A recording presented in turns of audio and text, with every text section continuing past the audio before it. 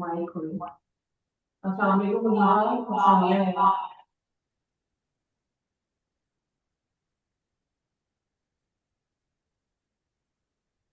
Muniba. Walaikum salam. Muniba, just let us know when we can start. Acha, so already 25 participants have joined, and it's 8:30. So we can start in 2 minutes.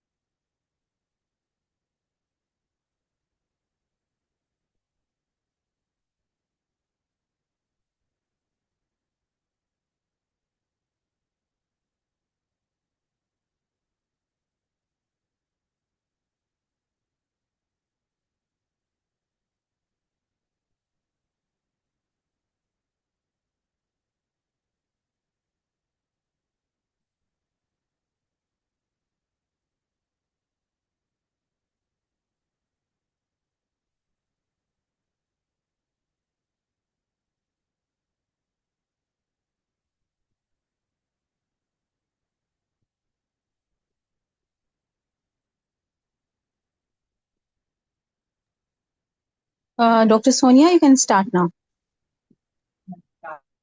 Thank you, Muniba. We are starting.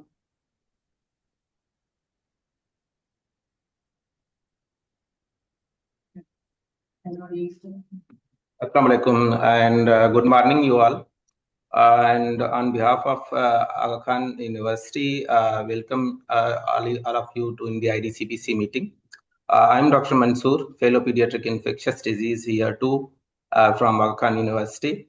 And the topic of today's IDCPC is Beyond the First Impression, Diagnostic Surprises in Pediatric Care. So actually, it's going to be we are going to present three cases today, and so Shazib. Okay. So I have no any disclosure statement, and so I'm starting the case one, which is the twist in the tail. It's not just a JIA. So we have a 4-year-old boy and who is known case of juvenile idiopathic arthritis since the 9 month of age, presented in AKUHER with the complaint of abdominal pain, distension and gradual weight loss from previous 2 months.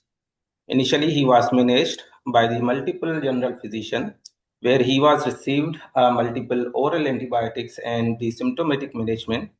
But as his condition was not improving, so they referred the case towards a tertiary care hospital where a CT chest, abdomen, and pelvis was carried out, and it was suggestive of lymphoproliferative disorder. Meanwhile, family were counseled about the biopsy, but they refused for biopsy, and they were referred to AKUHER for further management. Biopsy was not. So he has significant past history in the form of he has history of pulmonary tuberculosis at the age of 2 years, for which he have received ATT for 6 months. In a drug history, he is on DMARS therapy in the form of hydroxychloroquine, azathioprine, and leflunomide. He is vaccinated, developmentally normal, birth history was unremarkable, and on regular diets. He is product of consanguineous marriage, one elder sibling who is 5.5-year-old, and she is also a known case of ulcerative colitis and also a history of recurrent bloodstream infections. On a general physical examination, the child was malnourished, dull looking. He has a palar bilateral pitting edema, while there was no evidence of jaundice, cyanosis, or clubbing. He has a significant cervical and inguinal lymphadenopathy with the largest lymph node measuring 2 into 2 centimeter at right cervical region. In a systemic examination, the abdomen and the abdominal examination, there was a signs of ascites and also hepatosplenomegaly, while the rest of systemic examination was unremarkable. So this was the CT scan report. Unfortunately, we don't have the slides. They were presented just with the report. So in the report, it's mentioned that a large enhancing mesenteric mass and the right iliac fossa, and it was inseparable from the cecum and a part of terminal ileum anteriorly, and a notable lymph nodal mass at a porta hepatis, and it was adjacent to the gallbladder, but it was also infiltrating into the liver, and small pulmonary nodules, while hypodensely and in the posterior pectoralis muscle, right side, and it was possibly representing a small abscess or necrotic lymph node. So the overall findings were highly suggestive of lymphoproliferative disorder. So on the basis of history and examination, what can be differential diagnosis? I am summarizing a case. It's a 4-year-old boy who is known case of JIA since the 9 month of age, presented with the abdominal distension and pain and weight loss from previous 2 months. And he has previous significant history of tuberculosis, and at the 2 years of age received 6 months of ATT.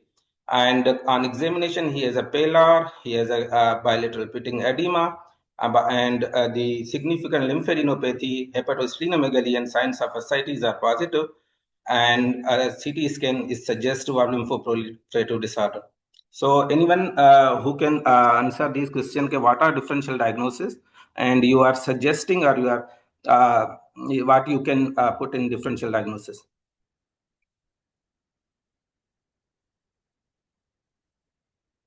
Chat में देखो. You can also answer these questions in chat.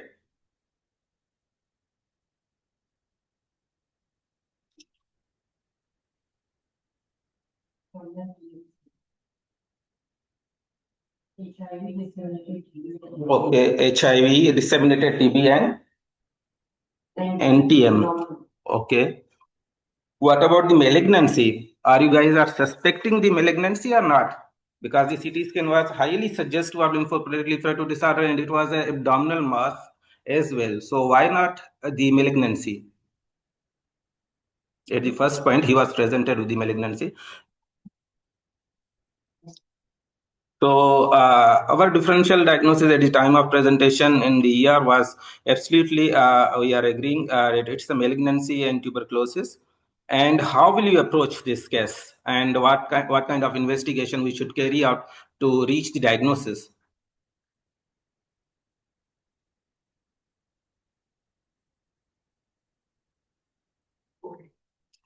So we did the... Very good. Yes, excisional and lymph node biopsy. So we will do a baseline workup in the form of CBC, CRP, and we will definitely we will need a lymph node biopsy or abdominal mass biopsy and a tuberculosis workup, and involve a multidisciplinary approach in the form of oncology and rheumatology. So we did the workup. You can see in a CPC, on initial presentation, there was a bicytopenia in the form of decreased hemoglobin and platelet count, while the WBC count was normal. And meanwhile, later on, the platelet count was improved. While in a blood culture, on initial presentation, the Salmonella group D was positive, and it was managed on the basis of sensitivities, and later on, it became negative. While the oncological workup, which was done in the form of LDH, uric acid, and serum ferritin, it was unremarkable, not suggesting any oncological issue. And the ANA and RH factor, as he has some sort of autoimmune disorder, was positive.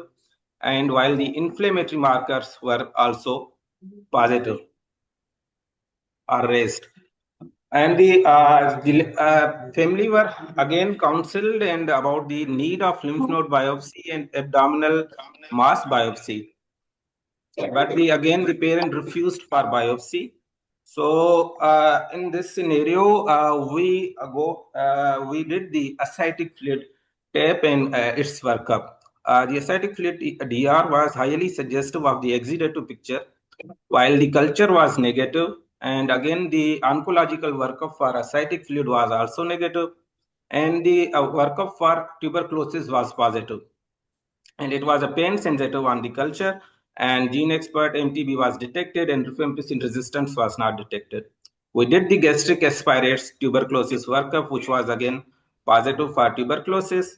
And after reviewing the final laboratory finding, the patient was diagnosed as disseminated tuberculosis. The first line ATT was started, and a salmonella bloodstream infection, IV ceftriaxone was given. Considering the recurrent tuberculosis infection, yes, some sort of two times tuberculosis, and this form a disseminated tuberculosis, a family history of autoimmunity, and a current presentation about the child present in severe sepsis. Do you consider any immunodeficiency disorder in this child? If yes, which immunodeficiency disorder are you suggesting, or what kind of immunodeficiency can be in this child? You can answer in chat box, or you can if you can raise hand and then can also add through the. I'm going to say T-cell mediated common variable. Okay. Good. Okay. So, and what investigation will you advise to diagnose this case? What kind of investigation do we need in immunodeficiency disorder to diagnose any case, not just this case, but in any case? Very good, excellent.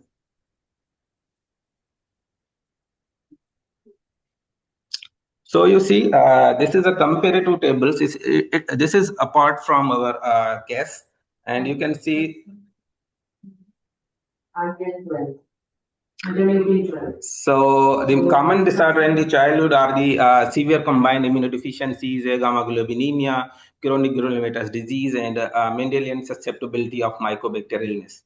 And you can see the severe combined immunodeficiency. There is the both B cell and T cell is involved. So the all immunoglobulins are absent, and also T cells are also reduced. So you can get a bacterial, viral, and fungal, all kind of infections, and it present early in infancy. While in A gamma globulinemia, the only the immunoglobulin levels are not, absent, so you can get the encapsulated organism, and it's most of the time its presentation in the beyond the 6 month, or you can say that it can present in 3 to 6 months, because in first 6 months the maternal antibodies can be presented in an infant. So and the maternal antibodies can give a preventive effect.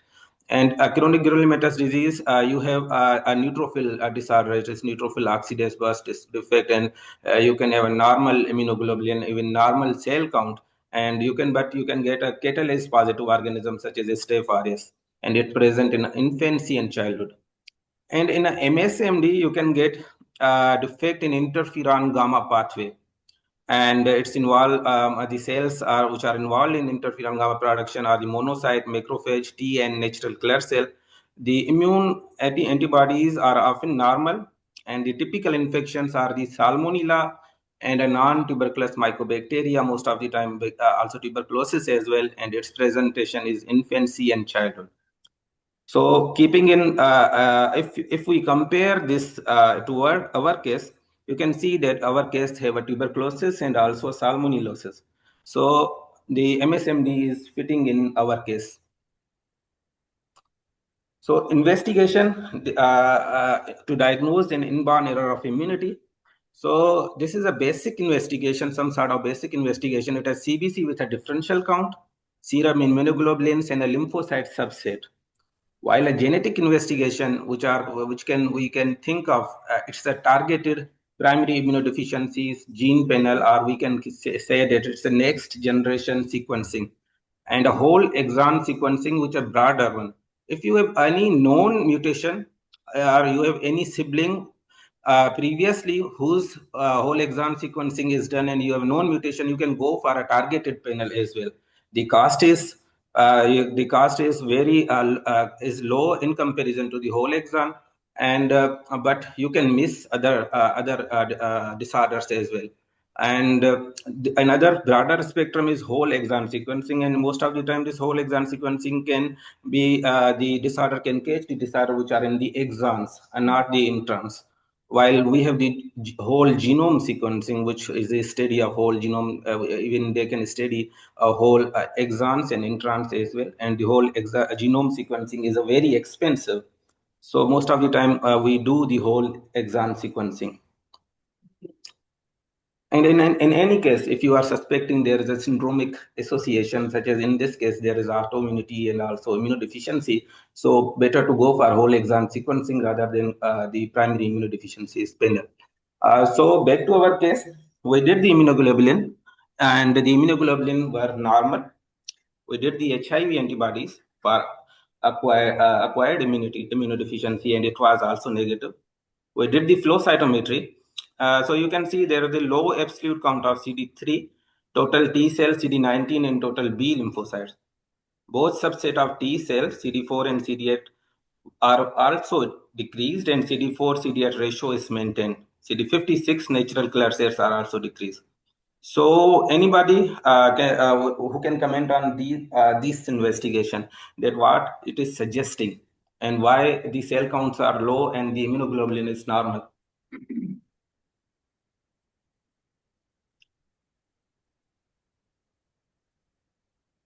So you can see in a severe sepsis, the cell can be consumed because there is some sort of the fight is going in the body. So that's why you can get a lower side of the count in the body. And another reason it might be the child is on the azathioprine and lefonamide, which can also reduce the cell count as well. So especially talking about these investigation, immunoglobulin and flow cytometry, so it is not leading us to anywhere. So we did opt for a whole exon sequencing. So this was the whole exon sequencing.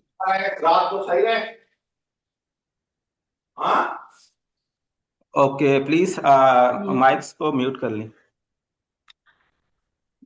In a whole exon sequencing was done, you can see it was suggestive of immunodeficiency 29 mycobacterials, and it was autosomal recessive, and the affected gene was interleukin 12B gene, and the child was homozygous and it was likely pathogenic, while both the parents and the mother was heterozygous and both were carriers.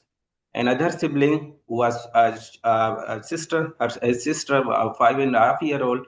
She is also homozygous and affected. So the defect of interleukin 12B deficiency was associated with MSMD, Mendelian susceptibility to mycobacterial disease. So also there were a risk allele, as we said that this child was also suffering from an autoimmunity. So the risk of allele were also found for autoimmunity disease and also celiac and non-gluten sensitivity. Although the child was screened for celiac disease, but at this time it is negative, and we will further screen on follow-up. So the final impression was the Mendelian susceptibility to mycobacterial diseases, and this time the child presented with the disseminated tuberculosis and salmonella infection. So what are the treatment challenges in the MSMD? The treatment challenges in MSMD is the interactable or recurrent tuberculosis. And the problem we face that it's we have to give a prolonged treatment. We have to do active screening. We have to give a gamma interferon, and so unfortunately, it's not available in Pakistan. And we have to give a prophylactic antibiotics to prevent from the NTM, and we have to give a bone marrow transplant, which is ultimately a curative treatment. While the interactable and recurrent salmonellosis, you can give a recurrent treatment, prophylactic antibiotics in the form of Septran, in the form of azithromycin, and a gamma interferon or bone marrow transplant.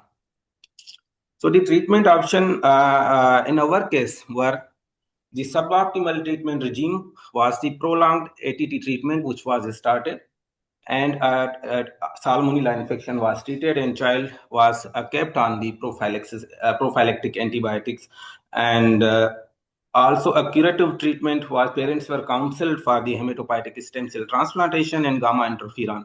But unfortunately, they have some serious financial issues, so they never opted for the gamma interferon for hematopoietic stem cell transplant. So they just They just came in clinic 2 days ago, and they told me they finally reached Iran because Mansoor had organized them going to Iran for gamma interferon, and then the war broke out. So they were returning from Iran. That's the social part of it. There is one question which I got. Which prophylactic antibiotic and for how long we give? So most of the time, the prophylactic antibiotics are given for lifelong, and the azithromycin is usually given for the NTM and also for the salmonellosis. And you can give if there is a recurrent salmonella, you can give the Ceftriaxone, and which can cover the non-typhoidal salmonellosis as well. And even if there is the recurrent fungal infection, you can give the itraconazole. So it's lifelong. So there is a question, gamma interferon from Dr. Khalid. Gamma interferon not available in Pakistan. Yes, it is not available in Pakistan. Actually, few days back, Dr. Naseem was asking in the CRC meeting in tuberculosis, were discussing about the shortage of ATT drugs due to the Indo-Pakistan war.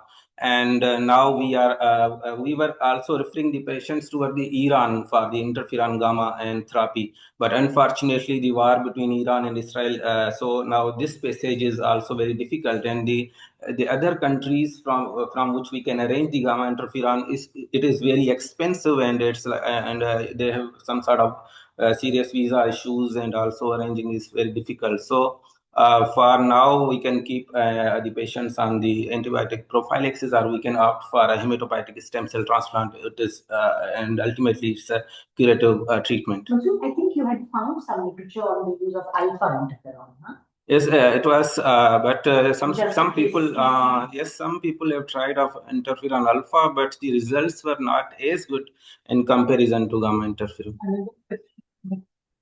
How long will we give TB treatment for? Yes, most of the time we used to give a TB treatment for longer longer regime, and most of the time it is given for almost 18 months to 2 years. So sort of the MDR. Some sorts. But Mansoor, can you just concentrate the picture? So active. I want you to talk about just a minute. I just want you to talk about active screening. So these are the patients who will need active screening once ATT is stopped after 1 to 2 years. After stopping the ATT, They can't probably hear our voice. Mansoor will talk about it. Yeah. So I think everybody is hearing our voice. Is our voice is clear to everybody? Mansoor आपकी आवाज साफ आ रही है, लेकिन और room में कोई discuss कर रहा है तो कम आ रही है. तो अगर if they can come close to the mic or. So Dr. Kausar, the point is that it's really tough to stop the ATT. But we have to, because Mansoor will also discuss another case with you all. So we generally aim for 12 months. And then because there's very rarely do we find radiological and symptomatic resolution at the end of 1 year. So sometimes it goes according to an MDR regimen, and it goes up to 18 to 24 months. The point is you have to stop at some point. And when you stop at some point, these are the kids who will be called every 3 to 6 months, and active screening will take place. So they will have a Montu placed again and again. They will have a chest X-ray again and again, and lymph nodes will be palpated again and again. So these are not kids who you are going to wait to report to you active TB. You're going to do active screening.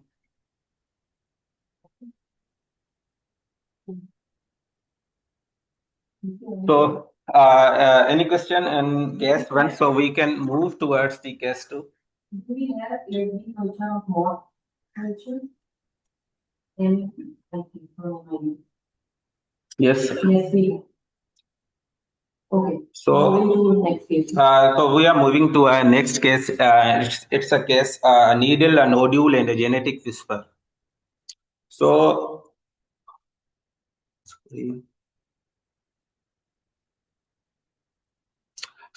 we have a 6-month-old male, and he was born preterm with a low birth weight and developed a progressive swelling and ulceration at a BCG site after administration of BCG first vaccine, BCG vaccination.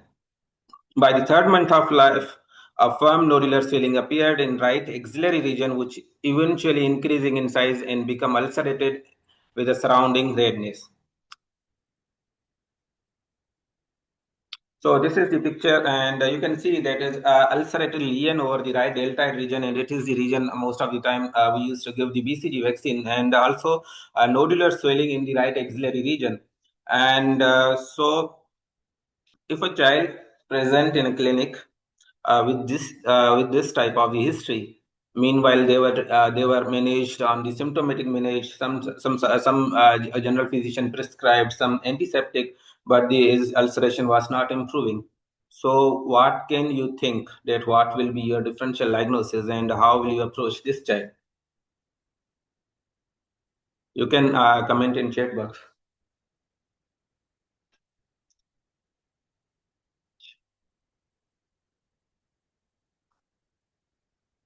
Okay, so we can think of Mycobacterium bovis, excellent. immunodeficiency, period, and CG. Okay. So, it is the BCGosis or TP lymphadenitis and some sort of the superadded infection in the form of bacterial and fungal infection we can think of.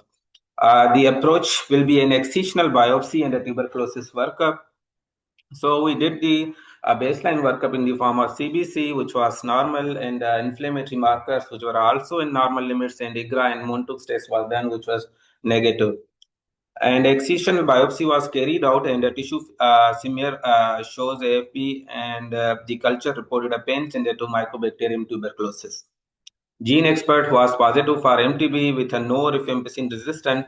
Additionally, the tissue culture grew a MRSA and Aspergillus flavus, and ATT was started, which was planned to continue for 6 months, and the patient was also prescribed a 6-week course of oral linezolid and itraconazole. Meanwhile, at the 9 month of age, the child developed a measles after his first vaccination. So, whenever a child develop the severe diseases after vaccination, so we have to rule out the immunodeficiencies because some sort of immunocompromised status as this attenuated live vaccine can trigger the diseases in immunodeficient child. And at this time, this raised a suspicion of the underlying immunodeficiency. And we did the workup, the initial workup in the form of immunoglobulin and flow cytometry, which was the normal. And again, we did the whole exome sequencing.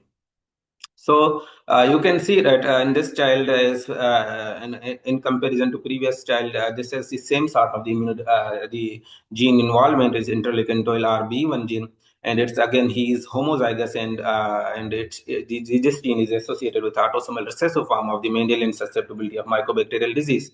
Additionally, there are various other genetic involvement but it was the variants of uncertain significance. So these were not. It is hard to comment whether they were associated with any other disorder or not. So, meanwhile, initially we thought we will continue the ATT for 6 months after getting the results. So the patient was continued for ATT for 1 year and with a prophylactic Septran and itraconazole. He remained clinically well.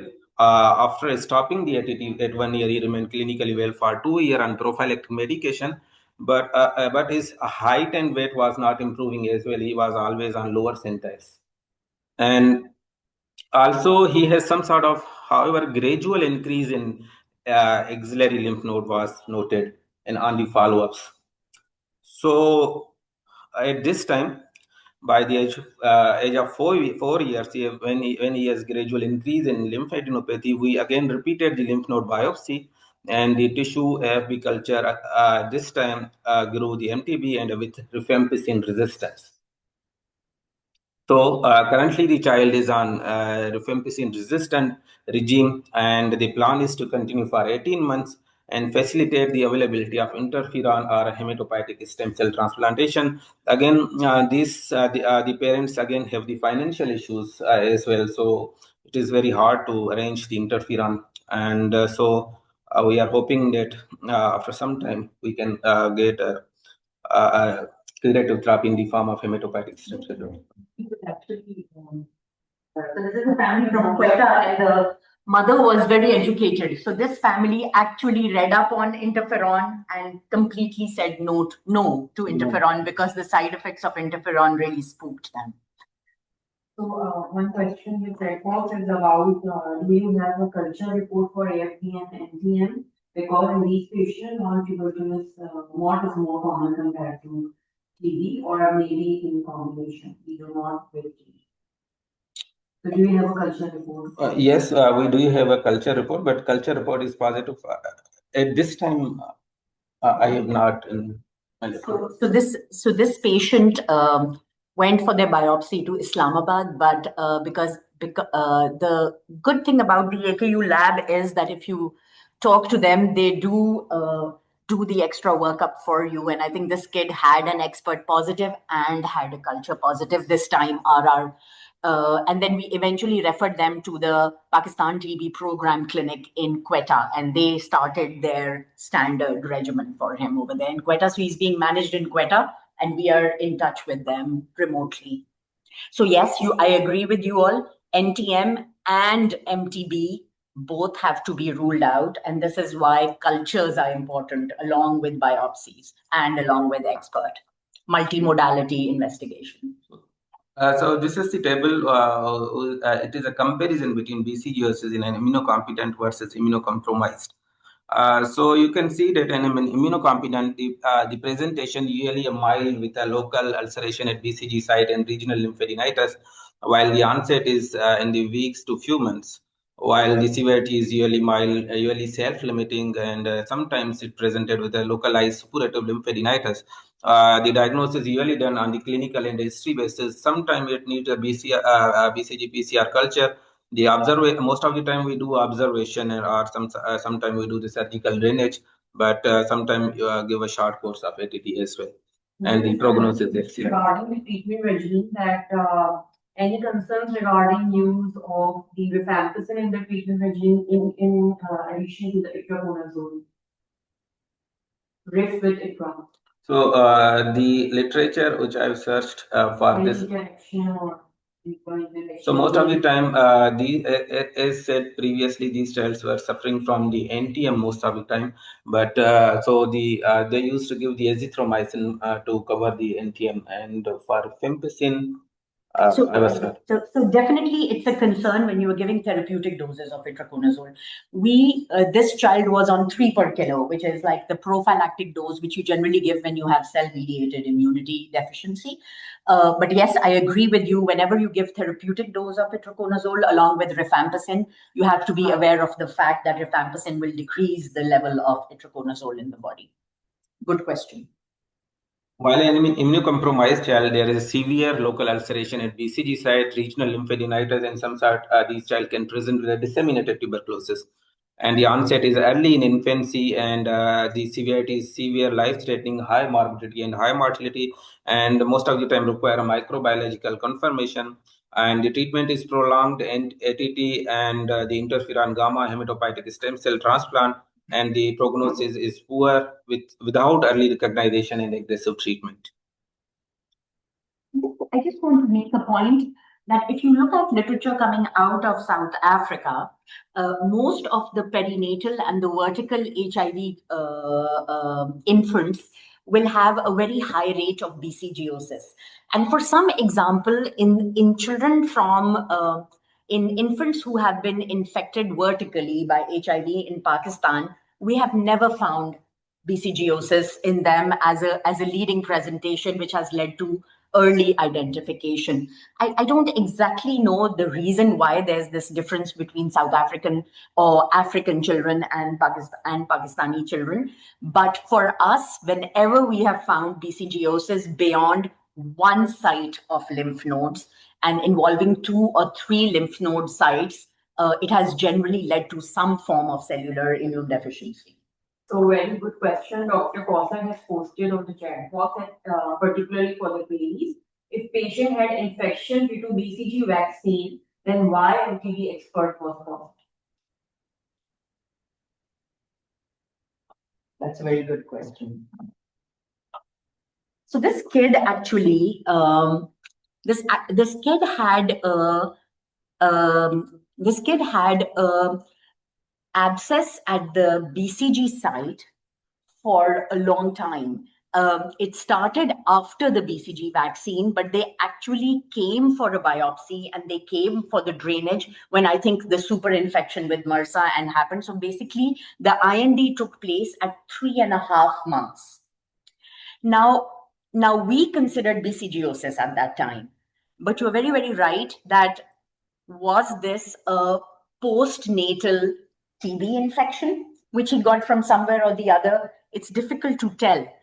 Dr. Costa, just tell me, can Bovis हाँ Fatima can actually सवाल इसीलिए मैंने डाला कि थोड़ा सा बच्चों को, हाँ ये किसी ने, सोबिया ने डाला है कि जो एमटीबी एक्सपर्ट है ना वो टीबी कॉम्प्लेक्स डिटेक्ट करता है। सो टीबी Oh, कॉम्प्लेक्स के अंदर जो है वो एमटीबी तो है ही है, लेकिन बोवेस अफ्रीकानम, so we can't differentiate based on the basis of this MTB complex detected whether it was TB or bovis. And in this situation, it was, I think, most likely bovis infection. But expert जो है वो आपको complex detect करके देगा, और उसमें भी आप डिफरेंशिएट नहीं कर सकते हैं कि वो बोविस है या वो एमटीबी है। तो फर्स्ट सिचुएशन जो हुई in this patient, it was likely bovis. However, the second infection, because it was an MDR strain, so it was likely to be infection with the Mycobacterium tuberculosis. So just to highlight that our current testing cannot differentiate between Mycobacterium tuberculosis and bovis, and the complex which is identified by the routine PCR-based test includes both TB and bovis. thank you. Even I was not clear. I thought just the culture tells you overreads the bovis as MTB, and I didn't know that the expert also overreads it. Thank you. Yes, it will. Thank you. So we are moving towards the case 3, and it is a gut feeling gone deeper when ulcerative colitis mask infection. So we have a 5-year and 6-month-old female child, and she is an older sister of case 1, and a history of fever, hematochezia starting at a 2-year and 4-month of age. She underwent a colonoscopy, which confirmed a diagnosis of ulcerative colitis. The patient had a multiple hospital admission for the same complaint, including one ICU admission marked by the bradycardia. A septic screen include a blood culture, and which was done routinely during each episode of fever. And the Salmonella species were isolated about 8 times, and with a Salmonella group D being identified twice in blood sample culture over a 3.5-year period. So it is quite unusual in a child who present with a recurrent salmonellosis infection. And most of the time, treatment involved with the appropriate antibiotic based on culture and sensitivities. And also, we did started a prolonged septron prophylaxis.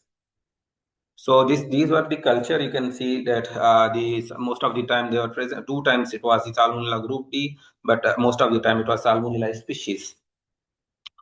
So again, the genetic workup was done, and the result demonstrate a homozygous affected gene was interleukin 12B gene, and again, both parents were carrier, and this gene is, as we discussed earlier, that it is associated with the Mendelian susceptibility of mycobacterial diseases. So Just a question to Mansoor. Mansoor, how much does the whole exon sequencing cost? And if you are testing more than one sibling within the family, do you get family screening for free? Yes, it almost cost absolutely involving the logistic. It almost cost 1.5 lakh ultimately, and most of the time we used to send 3 samples, and it includes the 2 samples from the parents and 1 sample from the child. So, and this time they send the 4 samples, including a sister. So ultimately, the cost was more than 1.5 lakh.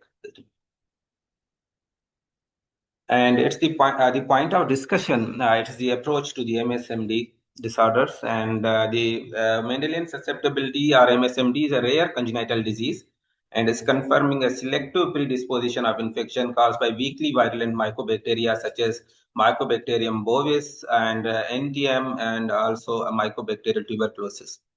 The affected individuals are also susceptible to the Mycobacterium tuberculosis and typhoidal and non-typhoidal salmonellosis and intramacrophagic bacteria such as nocardiosis, klebsiellosis, or fungi such as histoplasmosis, and parasites such as leishmaniasis. MSMD results from an impaired immune response regulated by the interferon gamma, and it's affecting the macrophage activation and pro-inflammatory cytokine production and function of antigen-presenting cells, such as natural killer cell T helper cells and B cells. So this is the critical pathway, or the pathway you can see. So in this pathway, it's starting from here. When macrophage gets infected with the AFB through phagocytosis, so this triggers the macrophage to produce an interleukin 12, and ultimately the interleukin 12 act on the interleukin 12 receptor, interleukin 12 receptor, which are present on the natural killer cell. And these are the genes, interleukin 12 or B1 genes, which is the gene affected in our case, and interleukin 12 or B2 gene. Meanwhile, in a response, the natural killer cell produce the interferon gamma, and it act on the state 1A, which ultimately helps in the killing of the AFB culture. Again, the natural killer cells produce interferon gamma. It itself induces the further increase of the interferon gamma. In other pathways, the interleukin 23 and its act on the interleukin 23 R receptor, and it ultimately helps in the active T cells were activated, and they also can produce interferon gamma. And so if the interferon gamma is absent, so that's why the killing of most of the time is affected of mycobacterial diseases. So what are the clinical clues on the history? One should always think of MSMD when there is a severe or recurrent infection with the BCG. One should always think when there is a recurrent NTM infection or a disseminated severe salmonellosis infection. One should always think when there is a family history of similar infection or early death or a poor response to a standard antimicrobial therapy, and also a paradoxically normal immune workup. When you do immunoglobulins and CD4 count, you get a normal workup, and you are suspecting immunodeficiency. So you can think of the MSMD as well. Can I just make a point? Somebody was very smart and they mentioned common variable immune deficiency as a differential earlier on. And the one difference between common variable, it has autoimmunity, it has recurrent infections, but the infections are like CGD. So you have catalase positive, you have Moraxella, you have H influenza, you have strep pneumoniae. So generally, recurrent mycobacteriosis or salmonellosis is not something which should make you think of CVID, but definitely recurrent infections and autoimmunity, it is in the differential. Thank you, Dr. So the infectious agents in the MSMD are you can see in a mycobacteria, non-tuberculous mycobacteria, and Bacillus calmette-guerin and the Mycobacterium tuberculosis. While in a bacteria, you can get a non-typhoidal salmonella, salmonellosis, and also the Burkholderia species. While some sort of viral infection can also occur, while the fungi, Histoplasma capsulatum, or the parasite leishmaniasis. This is the systemic review from the multiple countries, and they almost started 830 patients, and they see the most of the time the presenting symptoms at the time of presentation. The most of the patients have the lymphadenopathy, and the second most common is isolated fever, followed by the BCG infection and other infections as well. This is the first time I've seen the word inaugural manifestations.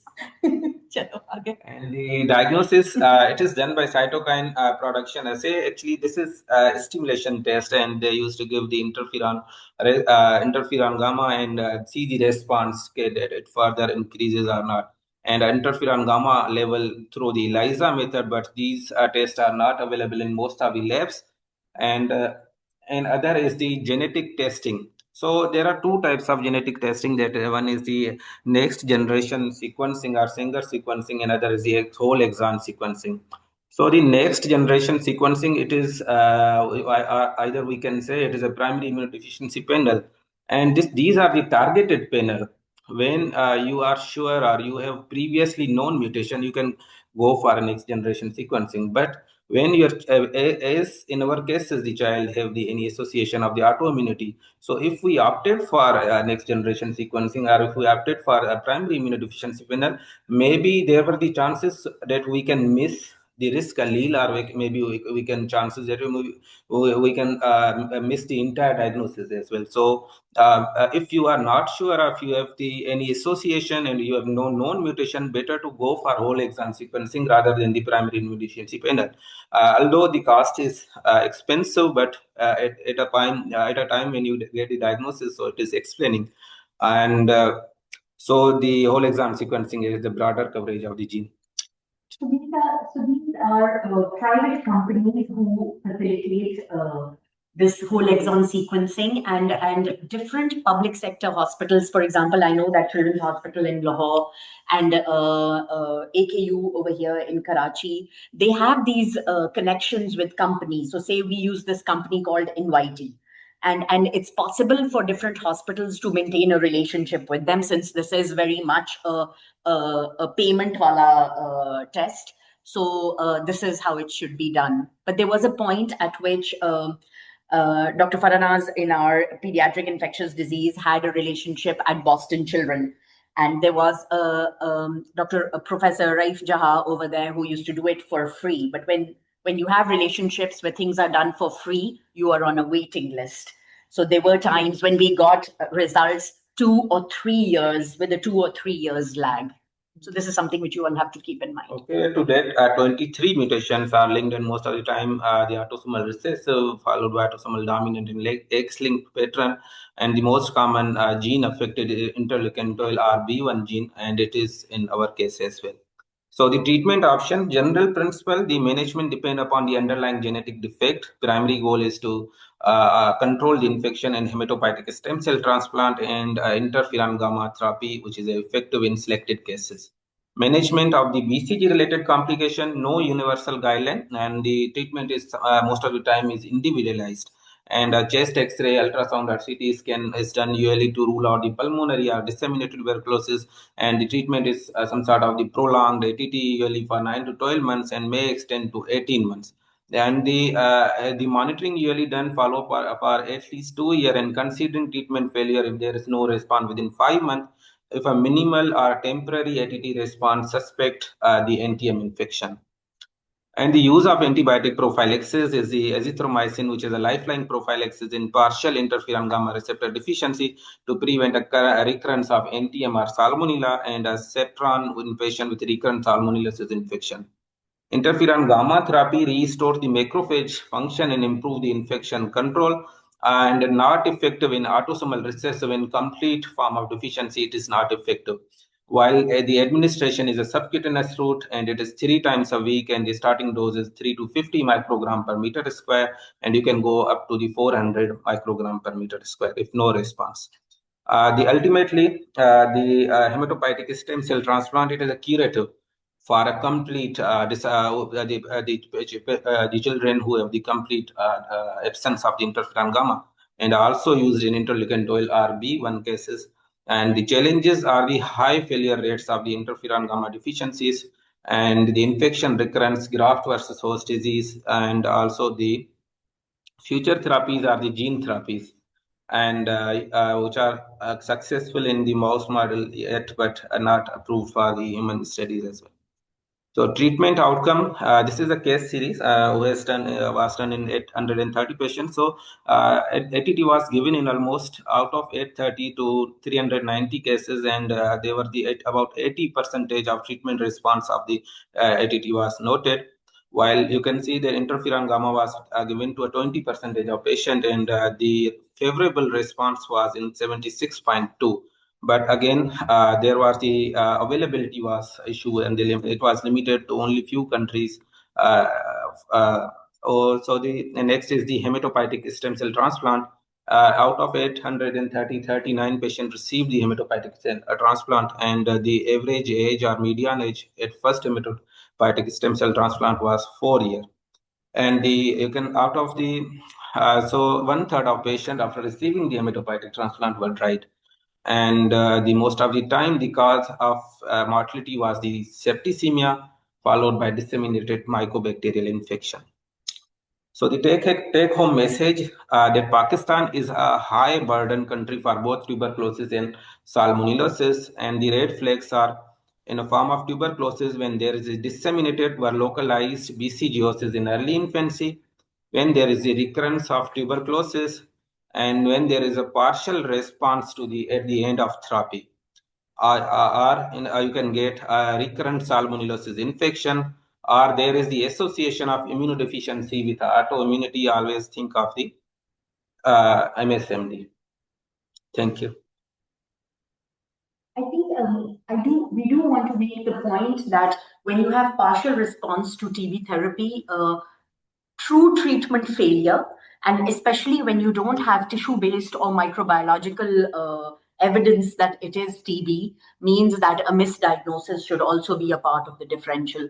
Also, a poor response to therapy, you have to, or a partial response to therapy, fast acetylator status should also be kept in the differential. Thank you, Mansoor. Thank you, Mansoor. This was very well done. Any questions from the rest of you? And thank you, Dr. Kausar, for that wonderful question. Thank you. Thank you. Well, I have Dr. Naseem Salahuddin here. wonderful. Can you hear? Can I ask? Ji, Dr. Naseem. Okay, thank you. Earlier on you said, of course, that the isolate of mycobacterium could be the Mycobacterium tuberculosis or bovis, and even any of the other zoonotic infections. If you remember, or I don't know if you know about it, but just recently, the case of the TB in elephants, one of them was diagnosed with Mycobacterium, which one? I think Dr. Rumina Hassan, if she's on the line, she had diagnosed this unusual one. So my question is, you're not sure which species it was. But what surprises me is the MDR, that it is RIF resistant. Do we know anything about even bovis or others being RIF resistant? Humans, we know, we're used to that, MDR, TB, and so on. But if this is not Mycobacterium tuberculosis, if it is bovis or any zoonotic infection, why would it be RR? Any thoughts on that? Was this child exposed to somebody with RR tuberculosis, or was it a zoonotic infection? Any discussion or thoughts on that point? It just surprises me it should be RR rather than... Dr. Naseem, जो initial strain थी ना, the one that was isolated initially, it was a multisensitive. And that is why I was saying that it was likely bovis. The patient had another infection at the later stage, which was rifampicin resistant. And there we are speculating that was probably MTB or Mycobacterium tuberculosis with resistance. So history of contact, I'm not sure. Maybe our pediatric colleagues can highlight that a patient had an exposure. With regards to your second question, resistance resistance in bovis, so it is not unheard of. So there can be resistance to both rifampicin as well as isoniazid in bovis as well.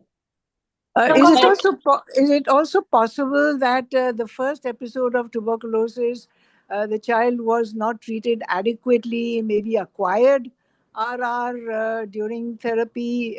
Do we know more detail about that? So that was my question. Also, can prolonged treatment, because that's the fear you have, that prolonged TB treatment will make you eventually lose your first line. Dr. Naseem, the first time we treated for 6 months, and at the end of 6 months, there was, I think there was more than resolution. There was a fear that it was not enough. So we prolonged till 12 months. And at 12 months, we finally stopped.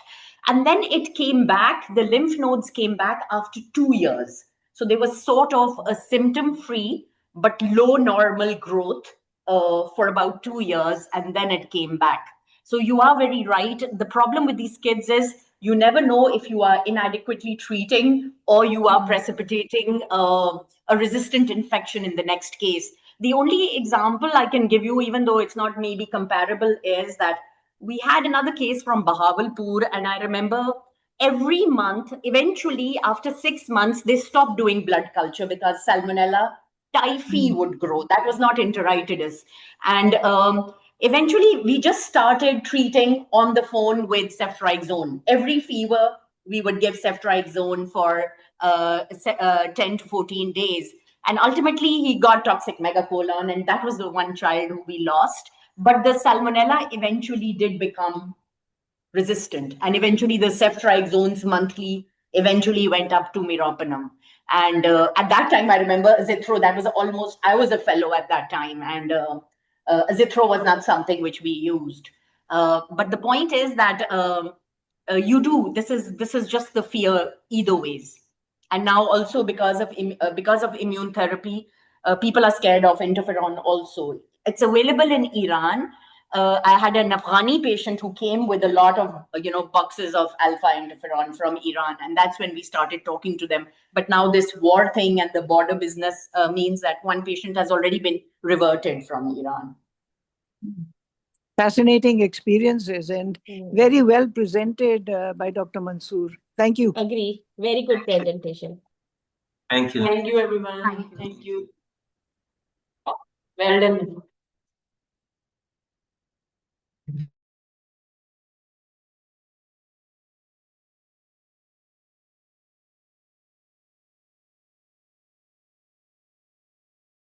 Presentation. Joining. Thank you everyone for joining. Thank you.